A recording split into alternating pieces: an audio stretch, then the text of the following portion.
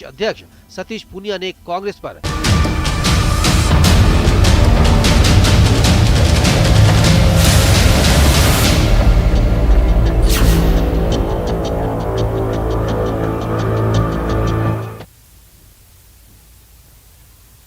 नमस्कार, स्वागत है आप सभी का और मैं हूं आप सबके साथ ऋषिका। आप देख रहे हैं हमारा स्पेशल शो। परत दर परत श्रद्धा मर्डर केस में हर राज खुल रहा है, कड़ी से कड़ी जुड़ रही है, क्योंकि पुलिस ने आफताब के दृश्यम को डिकोड कर लिया है, जिसकी बदौलत वो पुलिस को गुमराह कर रहा था, बहुत कुछ छुपा रहा था। लेकिन पॉलीग्राफ टेस्ट 3.0 से उसकी पाप की कुंडली पूरी तरह खुल जाएगी। वो सच जो सिर्फ और सिर्फ आफताब के सीने में दफन है, वो राज सबके सामने आ जाएगा। आज आधे घंटे आपको दिखाएंगे कि पॉलीग्राफ टेस्ट में आफताब से पूछा क्या कुछ गया और पुलिस ने आफताब के दृश्यम को डिकोड कैसे किया।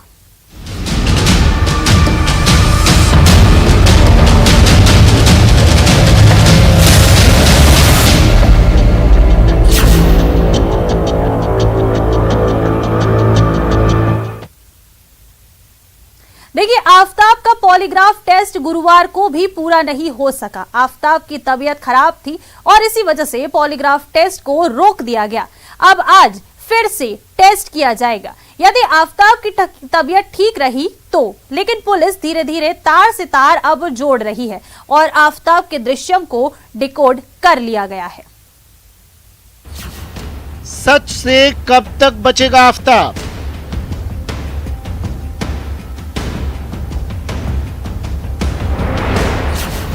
शातिर आफताब का खेल कब तक?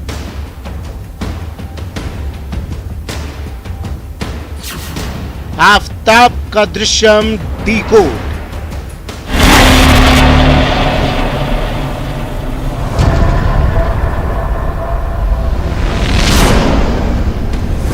बारह दिन से सब जान और मान गए हैं कि आफताब ने श्रद्धा का गला दबाया और फिर शरीर के 35 टुकड़े किए और इन टुकड़ों को जंगल में फेंक दिया।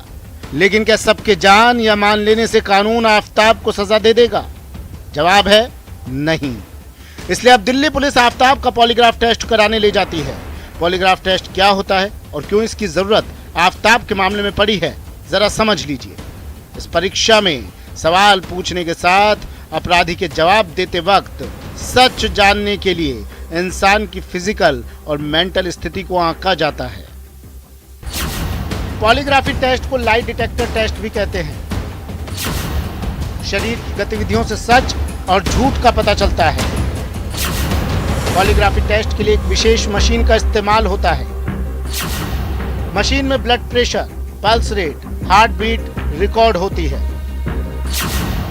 शरीर की गतिविधियां बदले तो आदमी झूठ बोल रहा है। शरीर की गतिविधियां सामान्य रहे तो आदमी सच बोल रहा है।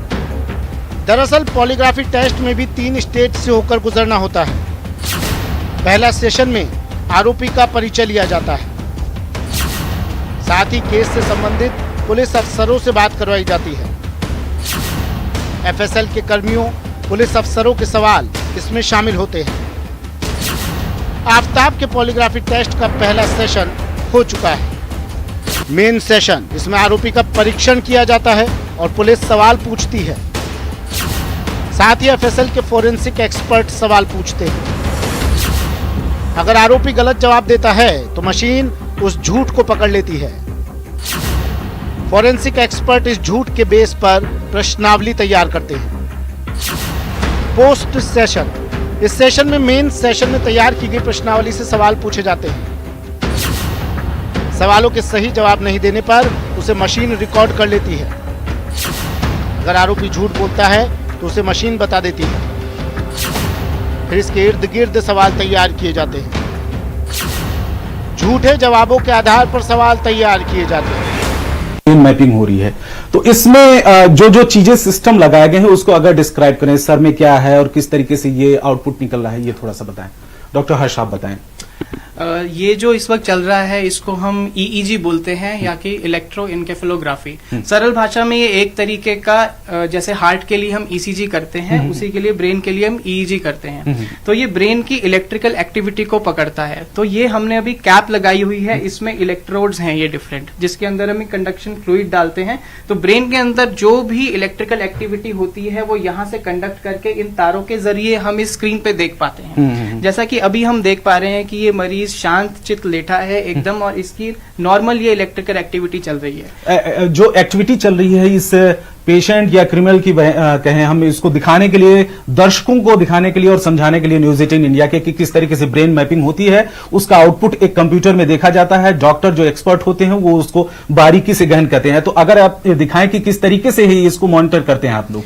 देखिए, जैसे हम इसमें कई तरीके की एक्टिवेशन टेक्निक्स को अपनाते हैं। अगर हम मरीज को बोलें कि वो अपनी पलकें झपकाए तो इस तरीके की एक्टिविटी देखने को मिलती है। साइकेट्रिक पेशेंट के अंदर इसकी फ्रीक्वेंसी बदल जाती है, जो कि थीटा एक्टिविटी जिसको हम बोलते हैं, वो एक्टिविटी हमें कुछ साइकेट्रिक पेशेंट्स में पाई जाती है। अगर पेशेंट उस वक्त बहुत ज्यादा मेंटल थिंकिंग कर रहा है तो उसकी ये फ्रीक्वेंसी बहुत ज्यादा होके बीटा क्षेत्र में चली जाती है। इस ब्लॉक में कुछ फेस का भी पार्ट आ रहा था कुछ? जी, ये वीडियो EEG है बेसिकली। तो इसके अंदर हम पेशेंट की मूवमेंट्स भी उस वक्त मॉनिटर कर सकते हैं जिस वक्त EEG हो रहा है। अच्छा। जैसे हमारे कई मरीज होते हैं जिनको दौरा पड़ रहा होता है, या जो नाटक करते हैं दौरा पड़ने का, हालांकि उनको दौरा नहीं होता है, उसको हम इस वीडियो के साथ कोरिलेट करके ये बता सकते हैं कि वास्तव में इस मरीज को दौरा पड़ रहा है या वो बीमार होने का नाटक कर रहा है। तो डॉक्टर अमित, ये बताइए कि जब जिस तरीके से पेशेंट, जैसे इन्होंने कहा कि कोई नाटक कर रहा है या एक्चुअल में हो रहा है, उसको परेशानी है, जब हार्डकोर क्रिमिनल वो ब्लफ करता है, बेवकूफ बनाता है, जांच करता हूं, या फिर डॉक्टर्स को जो एक्सपर्ट होते हैं, तो इसके जरिए आप पहचान पाते हैं कि कोई सामने वाला झूठ बोल रहा है? इसमें कुछ एविडेंस मिल सकता है, क्योंकि ऐसे कंडीशन में जो इलेक्ट्रोड्स फ्रंटल लोब में और टेम्पोरल लोब में लगे हैं, उनमें जो बीटा एक्टिविटी है वो बहुत तेजी से इंक्रीज करेगी और इरेटिक फ्रीक्वेंसी शो करेगा, जो ये बताएगा कि ये बंदा घबरा रहा है। इसके साथ उसका heart rate, pulse rate, respiration का पैटर्न सब कुछ अराउंड 20% से अगर ज्यादा चेंज होता है तो ये आपस में कोरिलेट करता है कि ये बंदा झूठ कह रहा है। पॉलीग्राफ टेस्ट करने की दिल्ली पुलिस को जरूरत इसलिए पड़ी है क्योंकि अब तक अपने हर जवाब में पुलिस के सामने आफताब बहुत सामान्य व्यवहार कर रहा है। पुलिस को शक है कि वो कहानी बनाकर उलझा रहा है। पुलिस पॉलीग्राफ टेस्ट के जरिए सुनिश्चित कर लेना चाहती है कि आफताब जो कहानी बता रहा है, जो दावे कर रहा है, वो सच है या झूठ। इसलिए पुलिस ने आफताब से पॉलीग्राफ टेस्ट में पूछा कि श्रद्धा से तुम्हारी मुलाकात कहां हुई थी? क्या नवंबर 2020 में तुमने श्रद्धा से मारपीट की थी? श्रद्धा को क्यों मारा? किस हथियार से श्रद्धा को मारा? श्रद्धा के शव के साथ क्या क्या किया? श्रद्धा की बॉडी को मैन्युअली काटा या किसी और तरीके से? श्रद्धा के टुकड़े करते समय बिल्कुल भी तरस नहीं आया? श्रद्धा के बॉडी के टुकड़ों को कहां फेंका? हत्या में इस्तेमाल हथियार को कहां फेंका? श्रद्धा को मारने के बाद क्या क्या किया? श्रद्धा को मुंबई से दिल्ली मारने की प्लानिंग के तहत लाए? इस हत्याकांड में क्या कोई और भी शामिल था? अगर तुम्हें पछतावा है तो तुम खुद क्राइम कबूल क्यों नहीं कर रहे हो? तुम पुलिस को सच क्यों नहीं बता रहे हो? आफताब के जवाब अभी हम आपको नहीं बता सकते क्योंकि इसे गोपनीय रखना जरूरी है। अब पॉलीग्राफ टेस्ट के जवाब के आधार पर आगे नार्को टेस्ट होगा, फिर दोनों का मिलान होगा, फिर तय होगा कि जवाब देते वक्त और श्रद्धा की हत्या करते वक्त आफताब के दिमाग में क्या चल रहा था। Bureau report, news 18 network. और कहा तो ये भी जा रहा है इस केस में कि आफताब ने श्रद्धा की हत्या का प्लान पहले ही बना लिया था और इस प्लान को अंजाम देने तक के लिए वो दिल्ली भी पहुंचा था। उसने मर्डर ठीक वैसे ही प्लान किया जैसा श्रद्धा ने 2020 में पुलिस को दी शिकायत में कहा था। लेकिन कहते हैं ना, अपराधी कितना भी शातिर क्यों ना हो, कोई ना कोई सुराग तो वो छोड़ ही देता है। अब दिल्ली पुलिस ने दावा किया है कि तफ्तीश के दौरान श्रद्धा के सिर के कुछ बाल मिले हैं। उसके दोस्तों के बयान साकेत कोर्ट में दर्ज भी हो चुके हैं। यानी कि अब आफताब का दृश्यम पूरी तरह से डिकोड हो चुका है।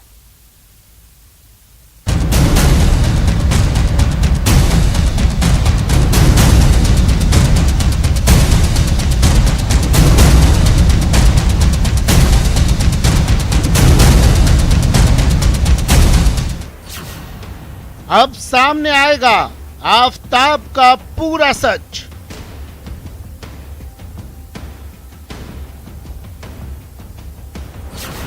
अब बच नहीं पाएगा आफताब।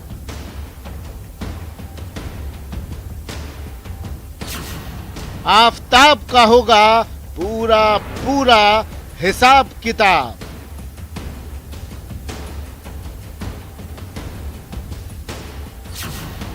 आफताब का दृश्यम डिकोड।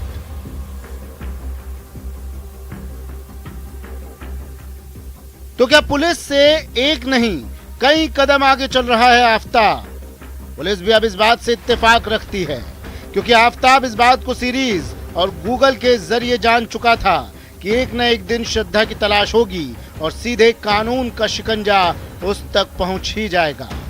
लिहाजा वो हत्या के बाद बचेगा कैसे, इसके लिए नॉर्मल जिंदगी जीते हुए उसने कत्ल की दृश्यावली में अपने को गैर मौजूद दिखाने का भी पूरा इंतजाम किया। आफताब जानता है कि पुलिस के सामने उसके कबूलनामे की अहमियत नहीं है, इसलिए जो पुलिस ने आफताब से पूछा वो बताया। अगले दिन एक शातिर दिमाग की तरह बयानों को पलट दिया। मुंबई पुलिस की 3 बार की पूछताछ में भी नहीं टूटा आफताब, और महज 12 मिनट में दिल्ली पुलिस के सामने टूट गया। आफताब जानता है कि वेपन और मोबाइल ना मिलने से केस मजबूत नहीं होगा। स्कल सहित कपड़े बाल अहम हैं। दिल्ली पुलिस दावा कर रही है कि तफ्तीश के दौरान श्रद्धा के सिर के कुछ बाल मिले हैं। सीसीटीवी कैमरे में 90 दिन से ज्यादा की रिकॉर्डिंग सेव नहीं होती। क्या उसका ही प्लान था पुलिस को संकेत देना? आफताब जानता था कि पुलिस एक दिन उसके पास जरूर पहुंचेगी। नतीजतन उसने एक निश्चित समय का इंतजार किया, जानबूझकर श्रद्धा के मोबाइल का प्रयोग किया, सोशल दुनिया की नजर में उसे जिंदा रखा ताकि समय बीते। बैंक ट्रांजैक्शन से 54,000 की पेमेंट उसकी साजिश का हिस्सा भी हो सकती है, क्योंकि इससे केस में बड़ी लीड नहीं मिलती। दरअसल आफताब और श्रद्धा के बीच सब कुछ ठीक नहीं था। ये बात श्रद्धा के दोस्त से और पुलिस में की गई शिकायत से सामने आ चुकी है, लेकिन पुलिस इन्वेस्टिगेशन में जो बड़ी बात सामने आई वो बेहद चौंकाने वाली है। पुलिस के हाथ आफताब की एक डायरी लगी है जिसमें एक रफ नोट मिला है। इस रफ नोट का जिक्र पुलिस की रिमांड अर्जी में भी है।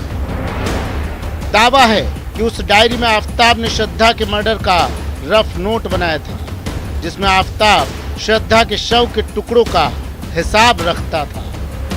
अब तक आफताब के दृश्यम में जो बातें डिकोड हुई हैं, उसके मुताबिक 18 मई को कील खरीदी, हत्या के दिन हथौड़ा खरीदा, मर्डर के बाद फ्रिज खरीदा, हत्या के बाद गार्बेज बैग खरीदे, शव के टुकड़े फेंकने के लिए मैप बनाया, हत्या के बाद श्रद्धा का चेहरा जलाया, कुछ टुकड़े जंगलों में फेंके, कुछ टुकड़े तालाब में फेंके, हत्या में इस्तेमाल हथियार अलग जगह फेंका। पुलिस के मुताबिक श्रद्धा के मर्डर की पूरी प्लानिंग की गई थी, जिसके लिए बाकायदा आफताब ने रफ नोट बनाया।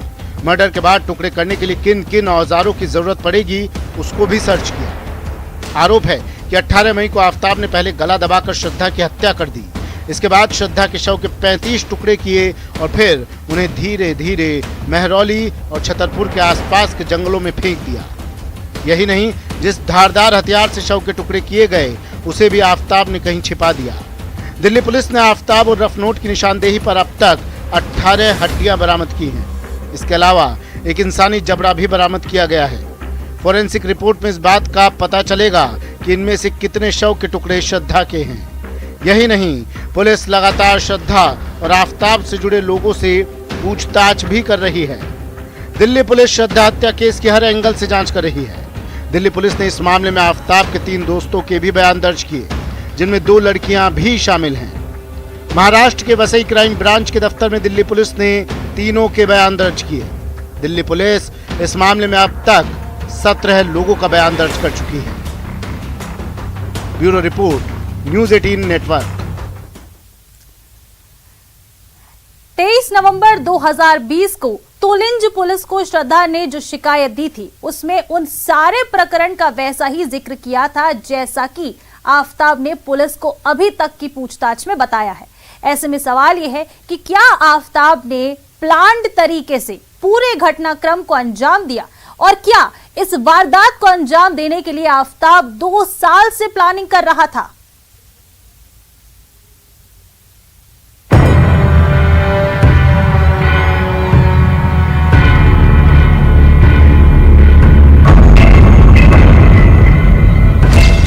नवंबर 2020, 2 साल पहले की ये वो तारीख है जब श्रद्धा ने अपनी हत्या की तारीख लिख दी थी। अब ये इत्तेफाक ही है कि अभी तक आफताब ने जो कुछ भी पुलिस को बताया, वो पूरी घटना ऐसे ही घटी जैसे श्रद्धा ने 2 साल पहले पुलिस को दिए अपने शिकायत पत्र में लिखा था। श्रद्धा ने पुलिस को शिकायत तब दी थी जब आफताब उसके साथ लगातार मारपीट कर रहा था और गला दबाकर उसकी हत्या करने की धमकी भी दे चुका था। आफताब की पिटाई के बाद उसका नाक, गला, गाल, कमर के नीचे के हिस्से पर बेतहाशा चोटें आई थी, जिसके निशान श्रद्धा के सामने आए उस वक्त के फोटो में दिखाई दिए। शिकायत पत्र में दिखा श्रद्धा का डर। 1.5 साल पहले लिख दी थी हत्या की बात। खत में लिखी थी मर्डर की पूरी कहानी। पालघर के तुनलिज पुलिस को दी कंप्लेन में श्रद्धा ने जो लिखा, वो सब कुछ हूबहू सच साबित हुआ। अभी तक की जांच के मुताबिक 18 मई 2022 को आफताब ने श्रद्धा को ठीक इसी तरह मारा जैसा श्रद्धा ने अपनी शिकायत पत्र में लिखा था। उसने पहले श्रद्धा का गला घोटा, फिर लाश के टुकड़े किए। इसके बाद उन टुकड़ों को जगह जगह फेंक दिया। अब जरा इस खत पर एक बार फिर से गौर कीजिए और देखिए श्रद्धा ने शिकायत पत्र में क्या लिखा था। आज उसने मेरा गला घोटकर मुझे मारने की कोशिश की। उसने मुझे डराया, ब्लैकमेल किया, साथ ही ये भी कहा कि वो मुझे मार डालेगा, मेरी लाश के टुकड़े करेगा और फिर उन्हें बाहर फेंक देगा। श्रद्धा को ब्लैकमेल करता था आफताब। खौफनाक मंसूबों के बीच शादी की उम्मीद पाले थी श्रद्धा। अब ये महज इत्तेफाक था या फिर सच में श्रद्धा को अपने साथ होने जा रही खौफनाक वारदात का आभास हो गया था? अब सवाल ये है कि अगर श्रद्धा को आफताब की खौफनाक प्लानिंग पता थी, तो फिर उसके सामने ऐसी कौन सी मजबूरी थी जो सब कुछ जानने के बावजूद श्रद्धा अपने कातिल के साथ रह रही थी? तो श्रद्धा की इस मजबूरी का जवाब भी इसी खत में लिखा गया था। श्रद्धा ने अपने खत में 2 जगह ब्लैकमेलिंग शब्द का इस्तेमाल किया था। खत सामने आने के बाद सवाल यह भी खड़ा हो जाता है कि आखिर आफताब के पास श्रद्धा का ऐसा कौन सा राज था जिसे लेकर वो ब्लैकमेल कर रहा था? दोस्ती और इश्क से मारपीट, हत्या की कोशिश, ब्लैकमेलिंग, सब कुछ सहने के बावजूद श्रद्धा आफताब के साथ एक उम्मीद पाले रह रही थी। जी हाँ, इतने जुल्म और सितम को सहने के बावजूद श्रद्धा आफताब से शादी करना चाहती थी। पुलिस को आफताब के खिलाफ जो कंप्लेन उसने दी थी, उसमें उसने शादी करने की बात लिखी थी। 26 दिनों तक थाने में रही शिकायत। पुलिस गिरफ्त से बाहर रहा आफताब। 26 दिन बाद श्रद्धा ने वापस ली शिकायत। 23 नवंबर 2020 को जो कंप्लेंट श्रद्धा ने दी थी, उसे 19 दिसंबर 2022 को वापस लिया। श्रद्धा ने लिखा कि आफताब के माता पिता मेरे घर आए और उन्होंने कहा कि आपसी झगड़े होते रहते हैं। आफताब के पिता और माता के समझाने के बाद मैं अपनी शिकायत वापस लेती हूँ। ये एक और गलती श्रद्धा पर बैठी। आफताब के बहकावे में अपनी शिकायत को वापस ले लिया और इस तरह उसने आफताब को एक और मौका दे दिया, जिसका खामियाजा उसे अपनी जान देकर चुकाना पड़ा।